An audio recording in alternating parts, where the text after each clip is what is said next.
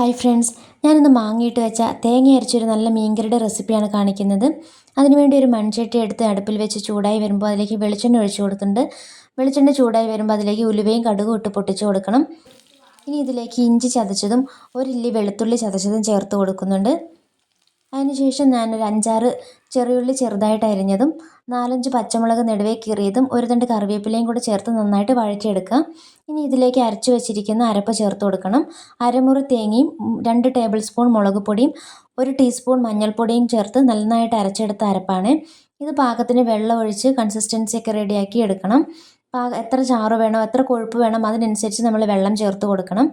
വെള്ളം ചേർത്ത് കൊടുത്തതിന് ശേഷം ഇത് നന്നായിട്ടൊന്ന് ഇളക്കി യോജിപ്പിച്ച് ഉപ്പും ഇട്ട് ഇളക്കി യോജിപ്പിച്ച് വെക്കണം. ഇനി ഇതിലേക്ക് എടുത്ത് വെച്ചിരിക്കുന്നത് തിളച്ച് കഴിയുമ്പോൾ അതിലേക്ക് എടുത്ത് വെച്ചിരിക്കുന്ന മീൻ കഷ്ണങ്ങളോട് ചേർത്ത് കൊടുക്കുക. മീൻ കഷ്ണങ്ങൾ നന്നായിട്ട് തിളച്ച് വന്നതിന് ശേഷം മാത്രം മാങ്ങ ഇട്ട് കൊടുക്കുക, അല്ലെങ്കിൽ മാങ്ങ വേഗം വെന്തളിഞ്ഞു പോകുവേ. അപ്പോൾ ഈ മാങ്ങയും കൂടി ഇട്ട് കഴിഞ്ഞ് കഴിയുമ്പോൾ നമ്മുടെ കറി ഇവിടെ ഏകദേശം റെഡിയായി വരുന്നുണ്ട്.